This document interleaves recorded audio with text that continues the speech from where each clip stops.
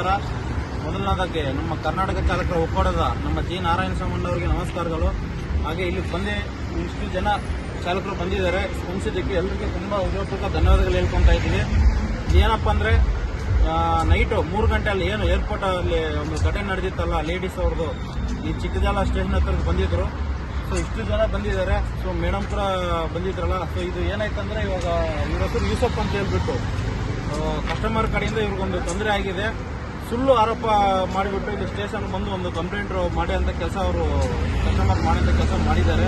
So ಅದಕ್ಕಾಗಿ ಇಷ್ಟು ಜನ ಬಂದು ಇವತ್ತು ಇಲ್ಲಿ ನಮ್ದೇನು ತಪ್ಪಿಲ್ಲ ಅಂತ ಹೇಳ್ಬಿಟ್ಟು ಒಂದು ರಿಟರ್ನ್ ಒಂದು ಸ್ಟೇಟ್ಮೆಂಟ್ ಕೊಡೋಂಥ ಕೆಲಸ ಆಗಿದೆ. ಸೊ ಸದ್ಯಕ್ಕೆ ಇವಾಗ ಇದು ಕ್ಲಿಯರ್ ಆಗಿದೆ.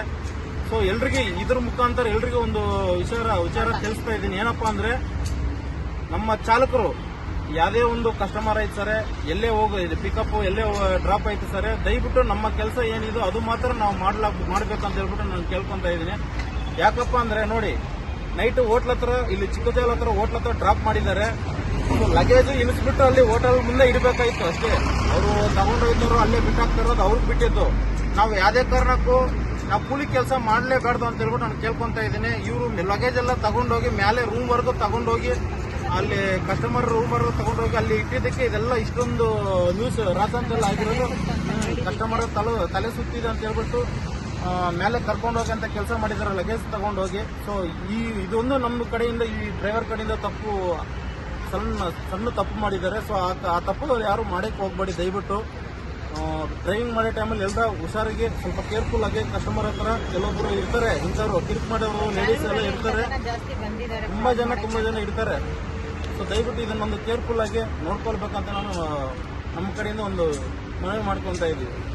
ಮತ್ತೆ ಇವರು ಯೂಸಫ್ ಅವ್ರು ಮಾತಾಡ್ತಾರೆ. ಮಾತಾಡಿ ಸರ್. ನಮಸ್ಕಾರ.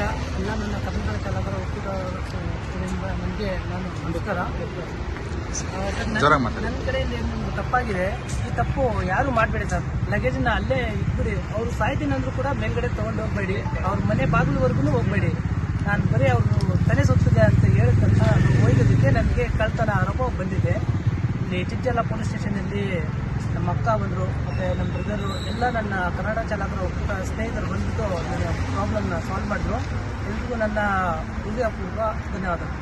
ಇದು ಬಂದು ಖುದ್ದ ನಮ್ಮ ಜಿ ನಾರಾಯಣಸ್ವಾಮಿ ಅವರೇ ಸ್ಟೇಷನ್ಗೆ ಫೋನ್ ಮಾಡಿಬಿಟ್ಟು ಇದನ್ನು ಮಾತಾಡಿ ಇದು ಯಾವ ರೀತಿ ಸಾಲ್ವ್ ಔಟ್ ಹೋಗುತ್ತೋ ಆ ರೀತಿ ಅಣ್ಣವರೇ ಮಾತಾಡಿರೋ ಕೆಲಸ ಆಗಿದೆ.